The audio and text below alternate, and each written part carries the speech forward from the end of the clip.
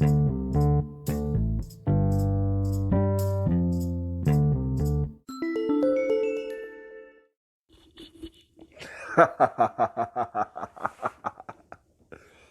going on, guys?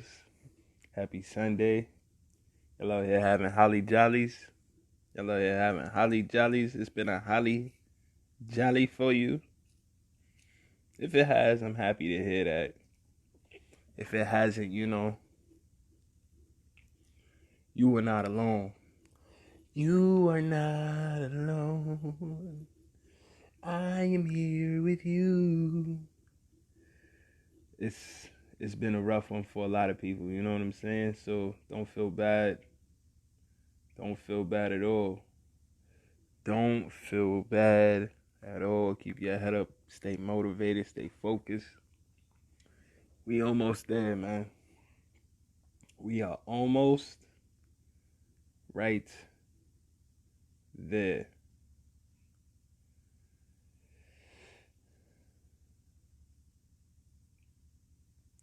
It's your boy Phantm Phuego. This is his ghetto point of view, bringing you the news, views, previews, and reviews with a twist of his ghetto point of view. You know how we do Sundays and Wednesdays. Thank you so much for tuning in and tapping in with us. Make sure you tell a friend and tell a friend. Sundays and Wednesdays is when we get it in. And that can be found on Spotify, Google, Apple,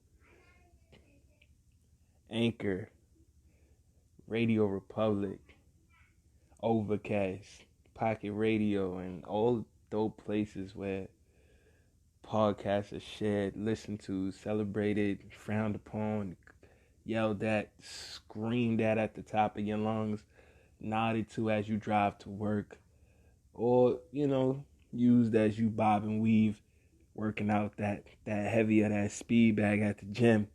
However you use this podcast, hopefully it helps get you through a part of your day a lot easier. Because, that's what we here for. His ghetto point of view at gmail.com. His ghetto point of view at gmail.com is where you could get at us with any inquiries you may have.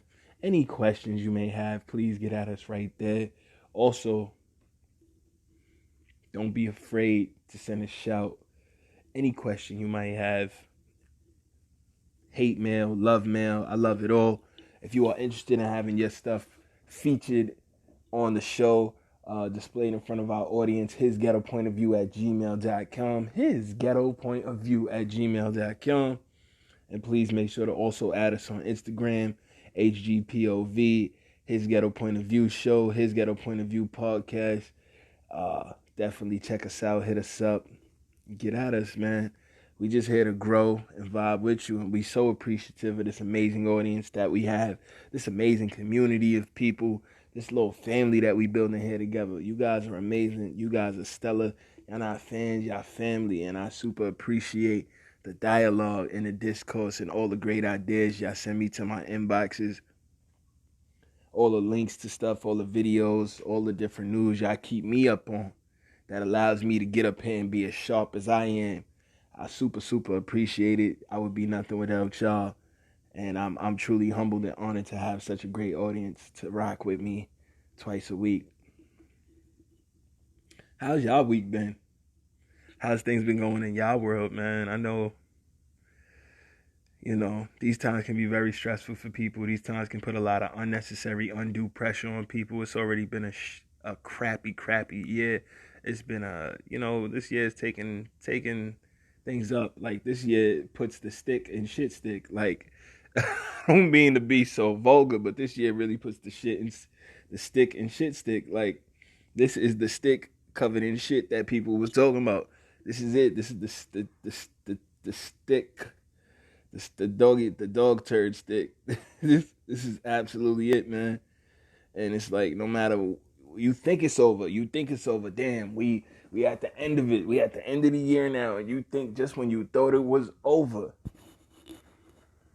Massive explosion on Christmas Day in Nashville with a chilling message. Evacuate this area immediately. If you can hear this message, evacuate now.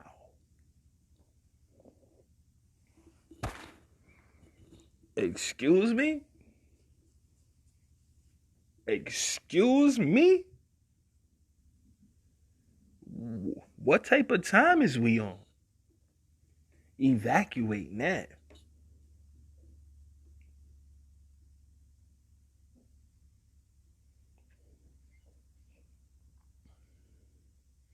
What the hell is happening? The one day of the year where you think everything gonna be cool and calm and peaceful. Shit getting crazy. Shit getting really crazy.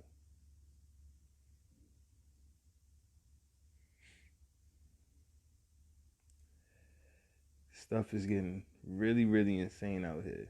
I just hope that all those families out there that are suffering through that, we pray that y'all are good. A lot of different homes was destroyed. A lot of families had to evacuate. That is not a way anybody wants to spend any day. Period. I don't want to spend a regular Monday like that. Let alone a day that's supposed to be this holy, hallowed, sacred day that so many people celebrate all across the country and in some other countries. That's just crazy. For those that don't know, but I mean, there's no way you don't know at this point.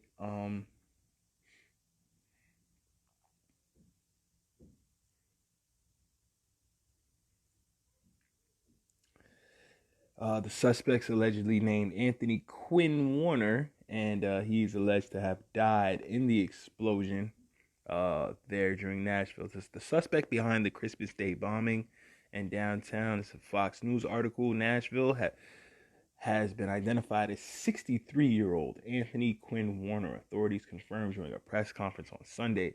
Police said Warner owned the RV that exploded in downtown Nashville early Friday and that he died in the blast.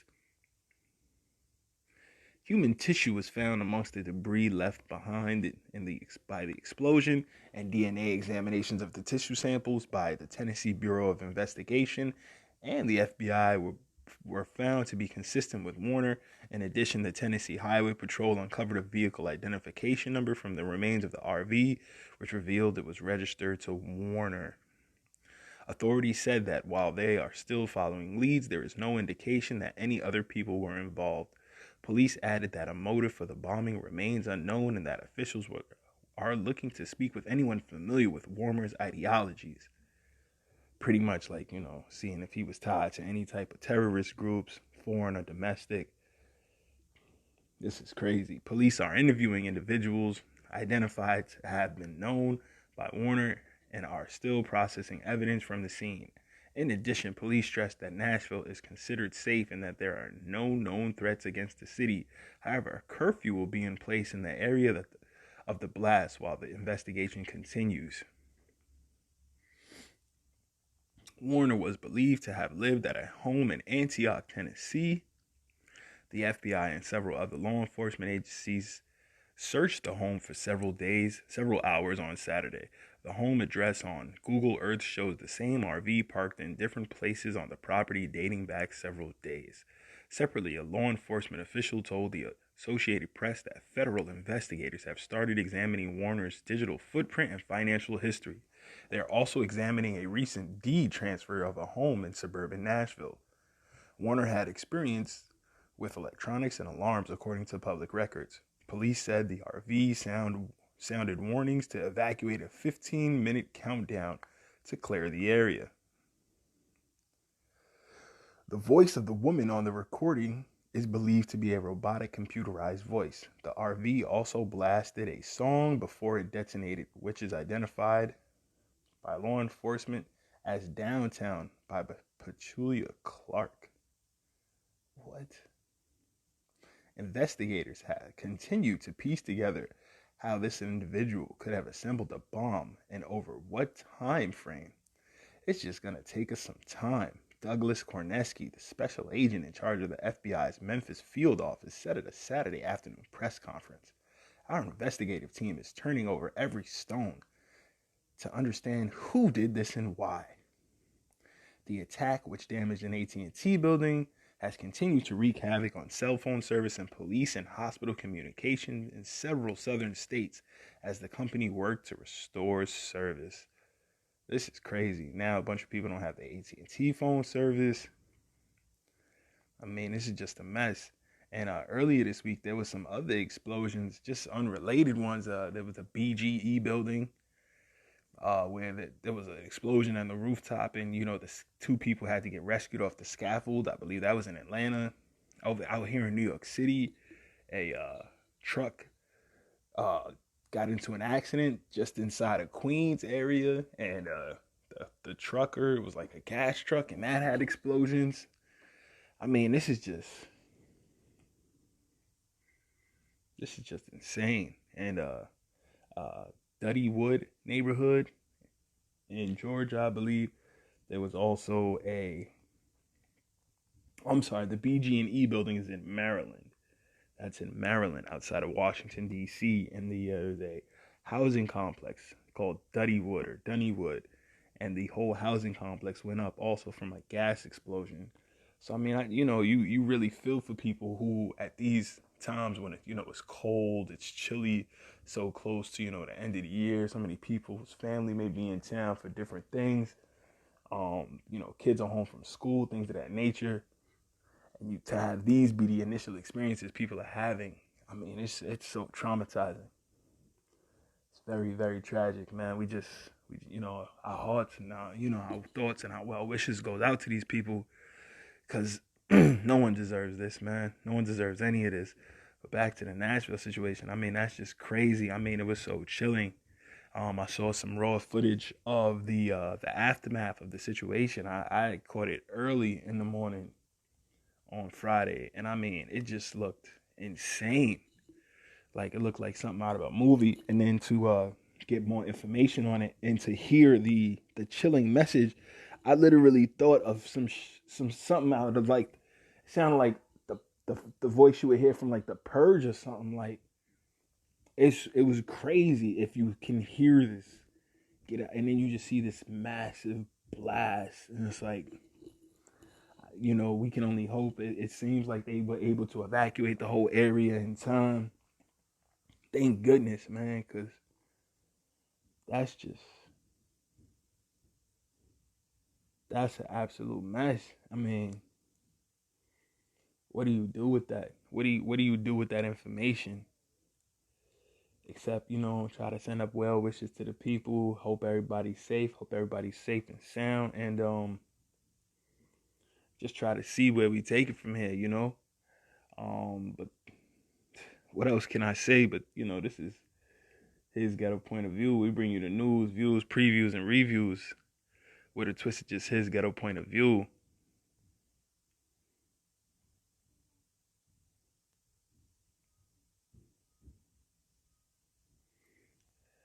What else can we say, man? But we just try to be here for each other and hold each other down and always show love and light to one another.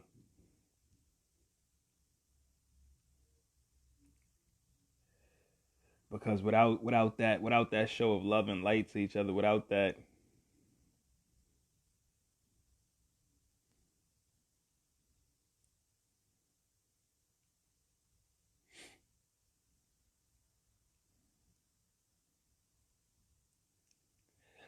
show of love to one another, without that show of kindness, of empathy, of you know some type of emotional education, of emotional, emotional intellect, showing people that you really care. What else can they do? What else can they?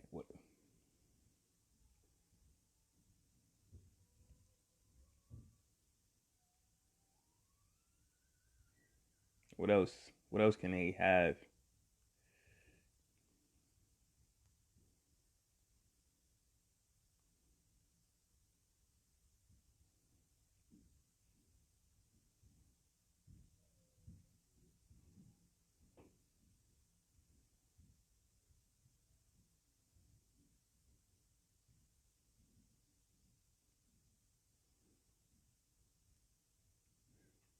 Like, what else do we have if we not being here for one another? What else do we have if we not showing that type of understanding. We all Americans, we all going through it.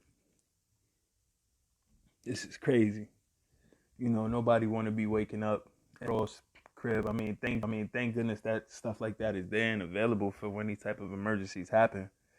But those is don't nobody want that. People want the familiar feeling of home. Times like these when the whole world is upside down, and just to know that you can't have that simple feeling of home right now. My heart goes out to those people in Nashville. My heart goes out to the people, and if anybody was negatively affected in Baltimore, or if it was just residential business, if it was just commercial spaces, and some people won't be able to go to work, not being able to pay bills at a time like this effing sucks. Not being able to pay bills at a time like this effing sucks. My heart goes out to anybody who's gonna be affected by that, by that gas tanker explosion that came into New York City. If that was gas that was going to warm people's houses up, and now you gotta wait for more gas to come in. My heart goes out to that. My heart goes out to the people in Dunnywood or Duddywood. I apologize if I'm saying it wrong. And with that fire, because they were saying that the electricity and everything was off in the whole complex. So it's like they could even get back into it if they wanted to.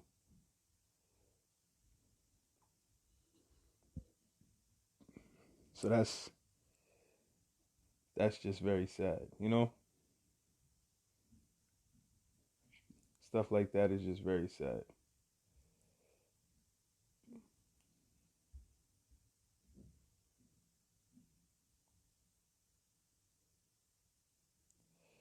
But this is his ghetto point of view, guys. This is your boy Phantm Phuego. Please continue to like, share, and subscribe to the show if you haven't done so already. Tell a friend and tell a friend. Wednesdays and Sundays is when we get it in. Also, another story.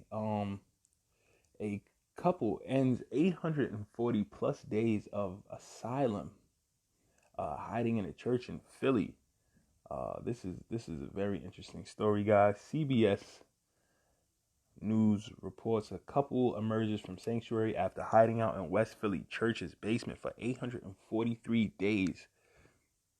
So a couple has emerged from a West Philadelphia church after hiding out in the basement for 843 days. Oneida and Clive Thompson recently received a written confirmation that the U.S. Immigration and Customs Enforcement will support their case to stay in the United States. The couple says they came to the U.S. from Jamaica about 15 years ago, fleeing gang violence. When we got the letter from ICE, I was just looking at it in shock. It was a big breakthrough after working so long. This is a miracle. I feel like all the stress is drifting away and everything is lighting up with joy, Clive Thompson said in a statement. They have 7 children. Wow. Oh yeah, this couple love each other, boy. Whew. 3 of which are citizens. The couple, along with their 2 youngest children, stayed behind the walls of the Tabernacle United Church for nearly half of President Donald Trump's term. Wow, they lost their asylum case and ICE ordered them deported, which would have separated them from their children. This is crazy. This is absolutely crazy. I'm just happy that it ended well for them and that, that they are able to seek asylum here, because we hear so many cases of that not going well and that not being the way it went. But the fact that they had to literally stay in that place for over 800 days to get that, that says a lot about their commitment and dedication to being in this country.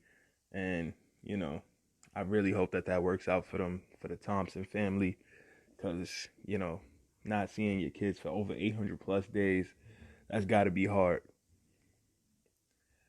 So hats off to them. Kudos to them. Kudos to the church, the, Tabernacle United Church, for Philly Tabernacle United Church, for holding them down. The pastor, the church family out there, for really, taking in these people, living up to the standards that, are quite often presented in the Bible, and, the tenets, the good things that these things are supposed to stand for.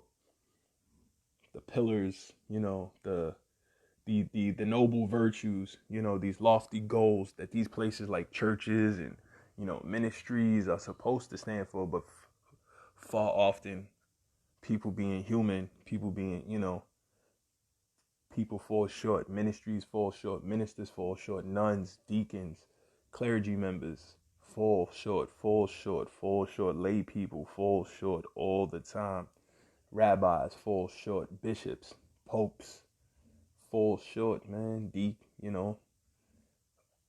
everybody falls short.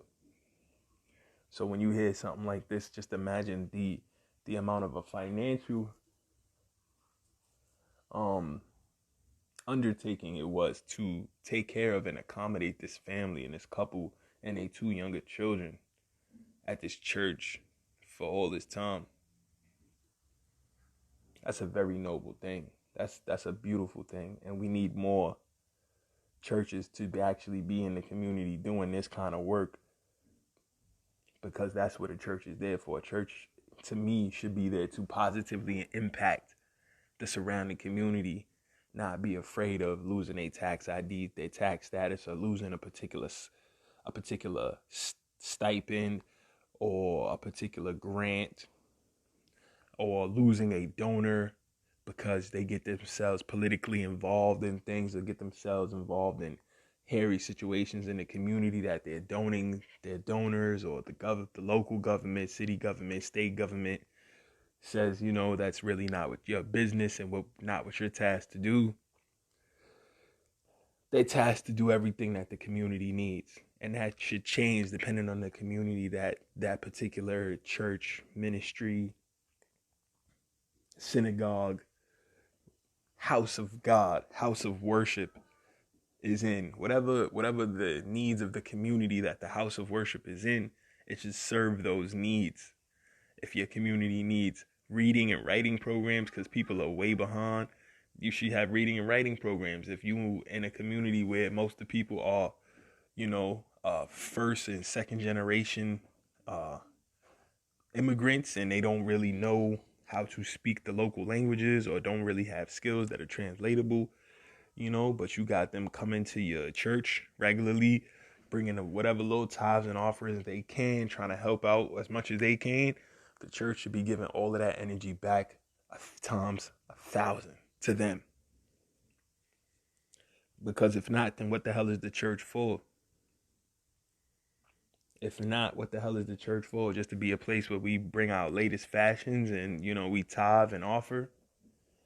I mean, that's cool, but that's not really what the church, to me, ideally should be about. So I'm very happy when I hear stuff like this. That's a blessing. That's a huge blessing. That's stepping up big, doing the right thing. That is definitely stepping up big and doing the right thing. Now, unfortunately, some people need to, I guess I would say, learn from this example, like the New York Yankees.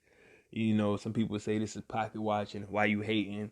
But the reason I feel, that this is not pocket watching and this is not hating is that the Yankees are a $1 billion organization that gets all this money mainly from the people.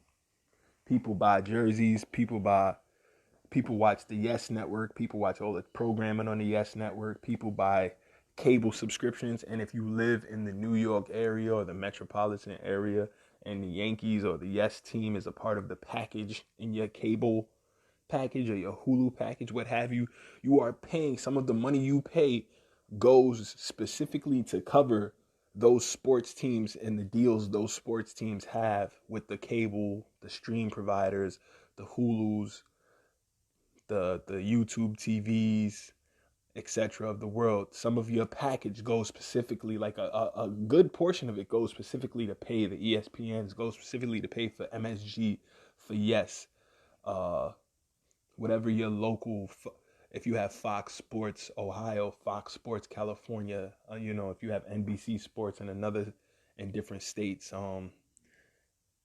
you're a very noticeable portion of your package. If you have a package for streaming, like from Hulu again, or if you have like a cable package, that money goes directly to those sports teams in your local area to help compensate for those packages. So the Yankees, With all that being said, with all that understanding of how you as a patron directly pay for the Yankees to operate, you as a New York citizen directly pay for the, even if you don't like baseball, you don't like sports, you directly pay for them to operate based on the other things you pay for around the city. So, according to this Pix 11 article, the Yankees have pledged $50,000 to help local businesses stay afloat hurt by COVID-19. And now, when I say $50,000, I mean in total. $50,000.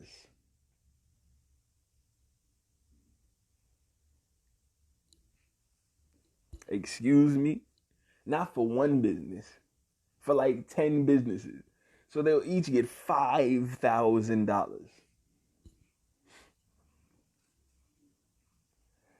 I know I'm not a math whiz or nothing, but $5,000 to help a business, usually their rent, especially if you close to a place like Yankee Stadium, you have one of those main avenue businesses next to the stadium, next to the train stations, what have you.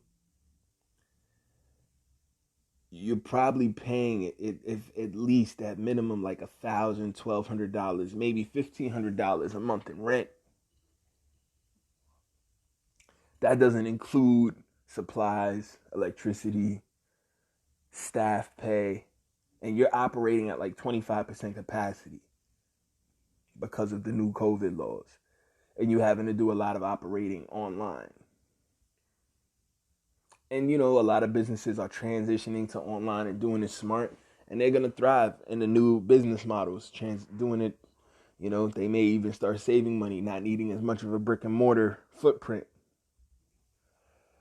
But for so many businesses, though, they're gonna go under, they're gonna fall apart, and this is not helping. New York Yankees are committing $50,000 to businesses located near the stadium in the Bronx, near their stadium in the Bronx that have been affected by the coronavirus pandemic, a Pix 11 article reports. With fans banned from Major League Baseball stadiums during the 2020 season, restaurants and merchandise shops around Yankee Stadium told the Associated Press they suffered losses that threatened to shutter their businesses. Even one of the most notable sports memorabilia shops over there lost their official Nike licensing sponsorship. So like Nike would send them all the exclusive new stuff to sell in that area, but Nike no longer feels that shop serves its purpose, and so they've discontinued that, which would of course hurt their business, because now if people come in looking for this new jersey or that new hat or new memorabilia, they're not going to be the ones to officially have it in the community, which kind of sucks. Some even expressed hope the Yankees would step in to offer direct support. The Yankees are providing 10 awards, each worth $5,000, and said in a release Tuesday that because the greatest immediate need among residents in the nearby community is food, the majority of the commitment will be directed toward local restaurants and food providers.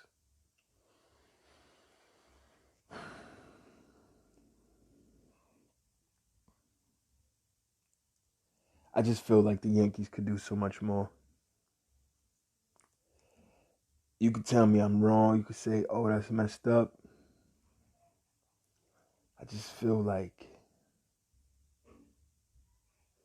the Yankees, this billion-dollar corporation, billions and billions, got players making hundreds of millions of dollars,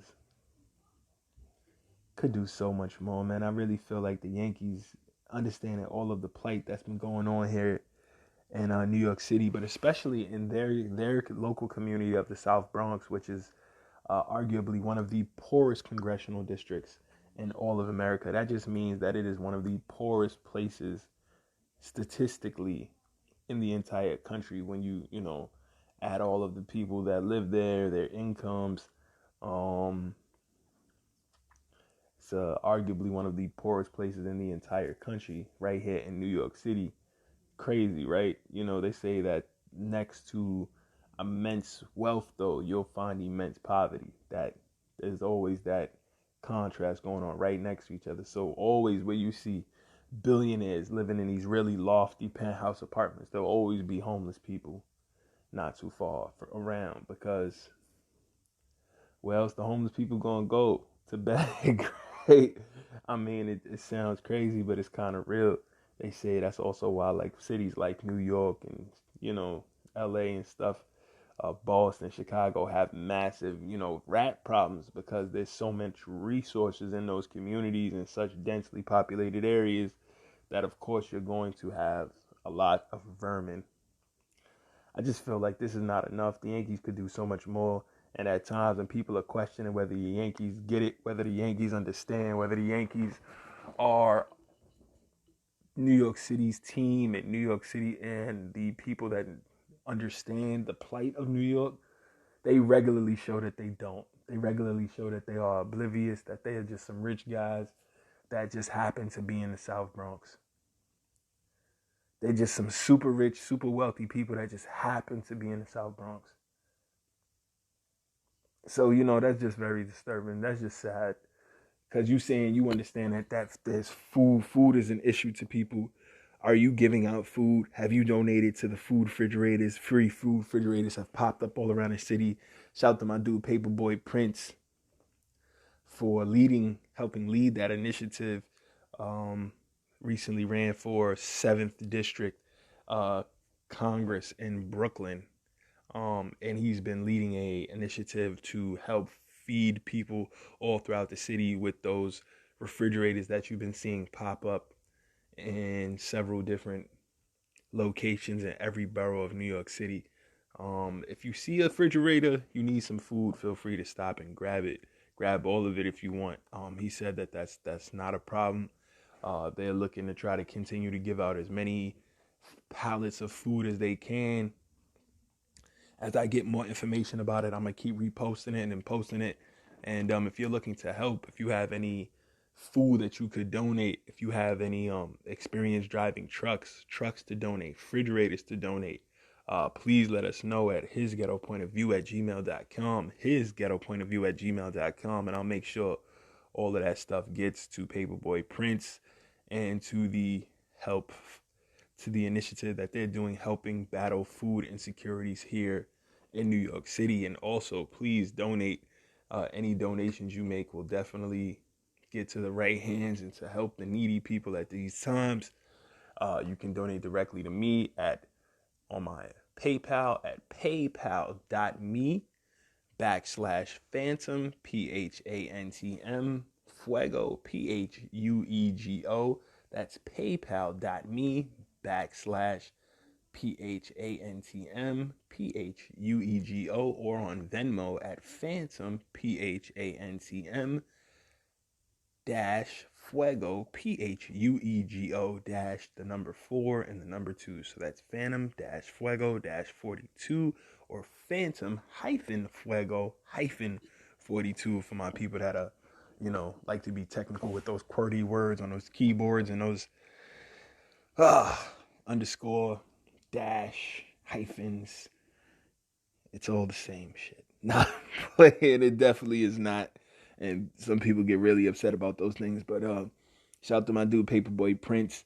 His Love Gallery in Brooklyn is definitely a dope vibe, and his music is amazing. His run for office, he's also now put his hat into the ring for the mayoral race, which is cool but interesting, because his mentor Andrew Yang, if you guys don't know, Paperboy Prince put out this song "Gang Gang" when Andrew Yang was running for president and talking about universal basic UBI, universal basic income, and things of that nature. Paperboy Prince gained more notoriety for his Yang Gang Trickle Up song that he made, giving a shout to Andrew Yang, and also the UBI that he was declaring would be needed because AI is taking everybody's jobs. Now, also, he is running for mayor of the city, so that'll be interesting. Um, that'll definitely be interesting. I'm gonna try to have Paperboy pop through, give his take on some things. It should be a dope conversation. It should be a good vibe. But yeah, so please give, donate, help out, support. And yeah, we're gonna keep doing this good work and making sure these people get what they need. And just help out, support independent media, guys, because you don't get this ghetto point of view, this particular perspective anywhere else.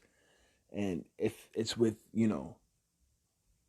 your support that we able to continue on, carry on, and do this great work. So that's much appreciated. Thank you so much. We're gonna take a quick break, guys. We'll be right back. Yeah.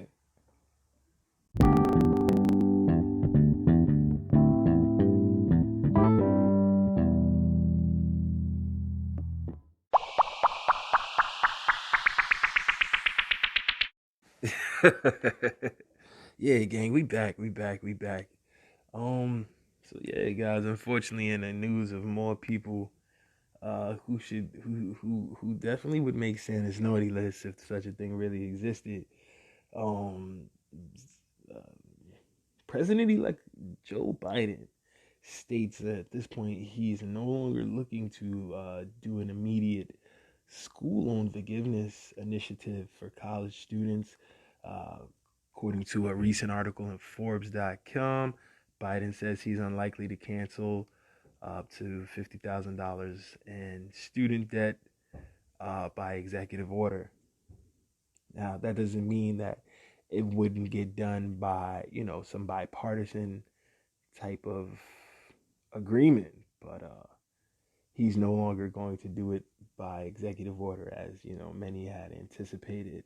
And some would say he was promising as one of his campaign promises. So So Biden made his first public comments today in response to an ongoing campaign by progressive Democrats and consumer advocates to convince the president elect to enact sweeping student loan forgiveness.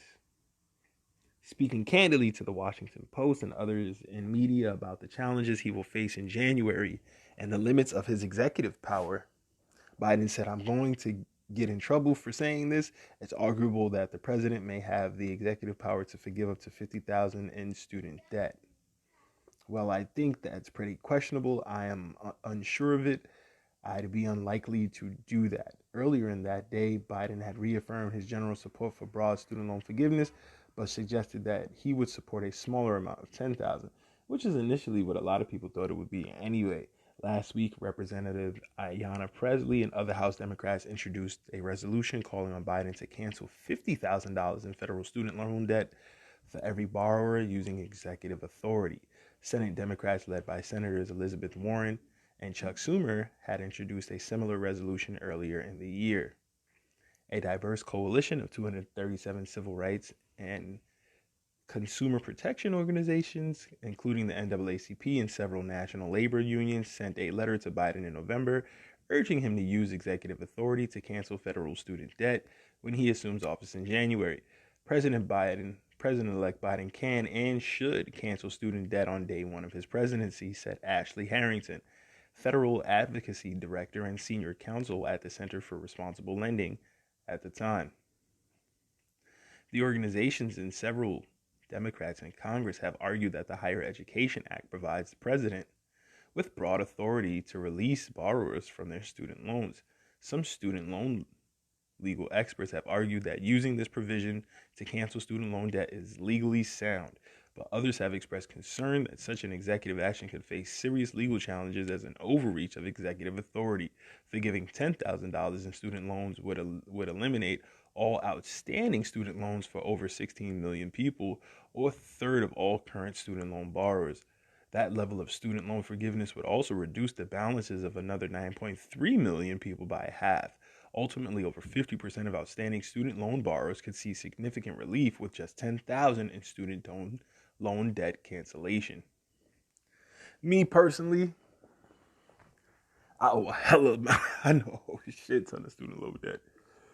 $10,000, while it would definitely be appreciated, you know what I mean? Um, it would definitely be appreciated. And I'm gonna leave it at that because the man don't have to do nothing. So I'm gonna just leave it at that. 10,000 would be super appreciated. 50,000 would be great. 10,000 would be a blessing, man. Whatever you want to forgive, I'm down for. Whatever, any either side, whoever whoever runs the office in 4 years or 8 years or 12 years wants to forgive, it'd be definitely appreciated. But I got a ton of student loan debt, man. I went to the schools, so I got to figure a way to pay it back. You know, I don't see just working a 9 to 5 being the easiest route to getting that done. So which is why entrepreneurship and investing and creating assets and wealth is definitely the way I'm looking to start to establish my path to financial freedom. And I recommend the same for everyone else out here. Forgiving $10,000 in student debt. The article continues. Would eliminate all outstanding loans, and forgiving $10,000 in student loans would be consistent with Biden's position on the campaign trail, and Biden has argued that this would help target student loan cancellation to benefit lower-income individuals. Biden's overall student loan reform plans also include improving existing loan relief programs such as public service loan forgiveness, borrower defense to repayment, and income-driven repayment. Nevertheless, Biden's comments will disappoint Warren and consumer rights advocates who have been pushing for a broader student loan relief. Warren had also proposed $50,000 in student loan forgiveness during her own presidential run and noted that this level of student debt cancellation could significantly benefit nearly 95% of borrowers. Student borrower advocacy organizations are not giving up and believe Biden is still persuadable, particularly in light of the recent announcement of his nominee for Secretary of Education, Miguel Cardona. So we shall see, guys. But I mean, if he gives, if like I owe some bands, y'all. So I'll take whatever they trying to take off that. Say I owe some bands. For those that don't know, I got a master's of fine arts, in media, with a concentration in audio and video. So, I was in school for quite a while. Got an undergrad degree. But for my undergrad degree, I got a certification in audio engineering at one school, then transferred to that school's matriculation department and matriculated a bachelor's. Then after that, got a master's. So yeah, guys, I'm here for it. Whatever they want to do. To be honest, I'm not picky. I don't look a gift horse in the mouth. A hand that's trying to throw me a little bread, literally. So some people be like, "Oh, that's not enough. That's not enough." But they could do nothing. So how can you be mad at something when somebody can literally sit there and do nothing, and you would have no recourse to complain about that? They could just do nothing. So I'm here for it, man. I think it's cool and I appreciate it, and however much it is, and whoever ends up being credited as having drawn it up or got it finally executed, I say thank you. I say thank you very, very much. Thank you very, very, very, very much. So, for those that are unaware, Jay-Z has started a luxury cannabis brand called Monotone, according to the LA Times. I mentioned this a few weeks back, but just wanted to expound upon it a little bit. An exclusive look at Jay-Z's new cannabis brand, sleek cigar-inspired Pot Lux, so luxury pot. So, yeah, it's pretty pricey too, guys, according to Monogram's products that launch inside 4 packs, quarter gram pre-roll looses for $40 a piece. So pre-rolls is gonna be $40. An OG hand roll of 1.5 grams for $50. 4 grams would be $70. 2 grams would be $40. Jars of flowers that are names are strains of number 1, number 70, number 88, number 96. Okay. Jay-Z Carter's foray into the Golden State's burgeoning cannabis market comes into clearer focus with the rollout of the Monogram brand's first products to market starting this week. Jars of sleekly packaged flower, pre-rolled mini joints, and cigar-inspired pre-roll joints are available. Instead of traditional strain names, the 4 varieties of San Jose grown cannabis available at select California dispensaries, and Monogram's own delivery service got its own delivery service, and that's going to be key going forward. Are the delivery services are being identified by 2-digit numbers, number 1, number 70, number 88, and number 96. And categorized as either light, medium, or heavy based on the strength of the high the smoker can expect. According to representatives for Caliva, Carter's partner in the venture, didn't explain the meaning of the numbers. A casual Hova fan can tell you that 1996 was the year his first album, Reasonable Doubt, was released. Therefore, it's not unreasonable to think that if there is a significance in the number strain to 96, perhaps there is to the others as well. Another set of numbers to note, the ones of the price tag, retailing for $40 for a 4-pack of quarter-gram mini joints dubbed Lucy's, to $70 for 44 grams of cannabis flower packed in a squat UV light protected jar. The inaugural Monogram offering skewed decidedly premium, though that's hardly a surprise coming from a guy whose Ace of Spades champagne, a label Jay-Z snapped up in 2014, sells for $300 a bottle. I mean, yeah, this is definitely high-end luxury cannabis. You know, yeah, this is what they call it, that rapper weed. This is as close to rapper weed as you can get, man. This is literally the weed product of the rapper himself. Now, of course, there's other artists like Jim Jones who are, and of course, shouts to Burner for, being one of the, to me, the trailblazers and trendsetters in this space for a long time with his iconic cookies brand. But, yeah, don't get me gushing over marijuana right now. Y'all know I could do whole episodes on that, and I will very soon in the future have whole episodes just dedicated to the good leaves with some amazing guests on. The article continues. The most intriguing of the 3 launch products is something called the OG hand roll, which is 1.5 grams for $50, which is actually not a bad price. An individually packaged pre-rolled joint described in press material as the equivalent of a premium cigar, intended to burn slow and even for multiple sessions thanks to a hand rolling process specially architected by the brand's culture and cultivation ambassador, DeAndre Watson.